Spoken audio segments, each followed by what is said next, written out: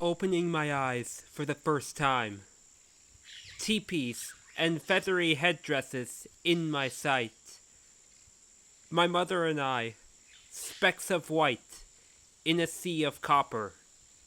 But the people, they were delighted, like happy shoppers.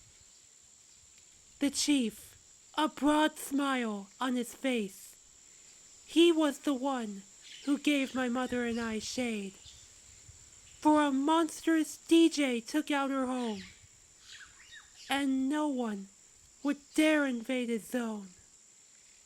For the peace they preserve, Ayash named me. Outsider or not, in my soul his people saw spirituality.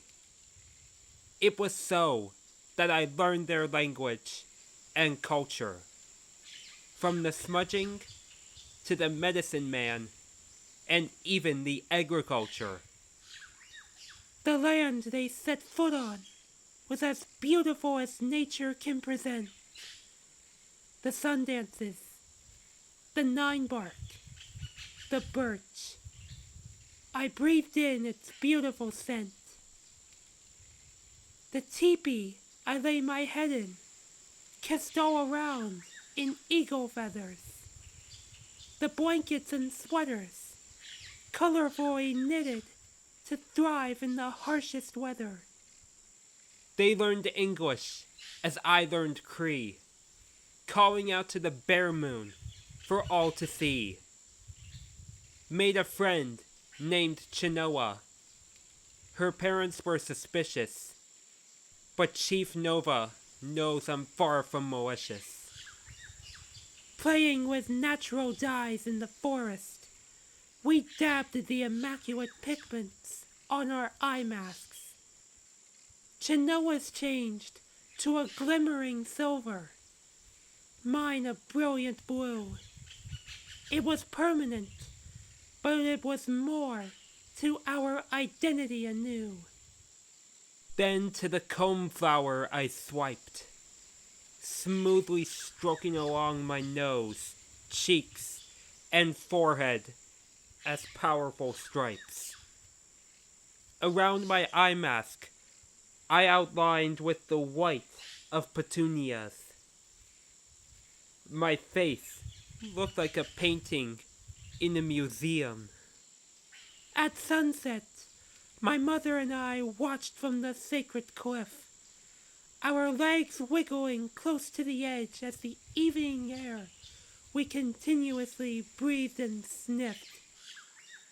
Every day I spent there was well and truly earned.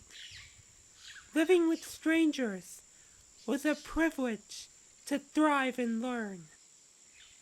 Yet, I still wondered what city life was like. Why my people were hesitant about other outsiders. It was the mad DJ's doing. His Octarian minions wiping out settlements through his viewing. I feared we were next, but Nova told me not to dwell so much. For as long as we were well trained, we can stay out of their clutch. The light blue Ayash bestowed upon us kept us in serenity. And even when I dyed my hair blue at 12, we didn't fail our peaceful identity. That is, until I was 15. The mad DJ had his sights on our land so serene. Yet we pushed him. But not without help from Agent 3, my future love. Must have been another of Ayash's blessings from above. As the light blue and my blue blood stained our land, I vowed to let the lost not be damned. 3 saw the anguish in my eyes. They turned and said, "Your tribe is beautiful, Soul-Aquene." I replied, "It certainly is.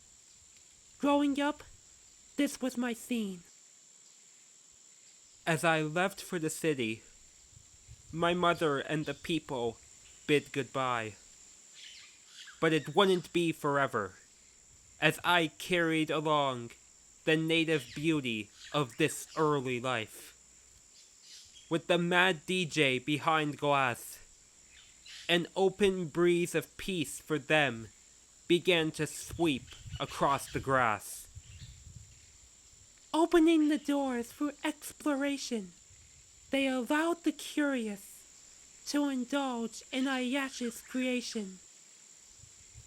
Asian, European, Cree, or African, no bother. It only made them want to go farther. Writing this in my flat today, this legacy I carry is one I honor.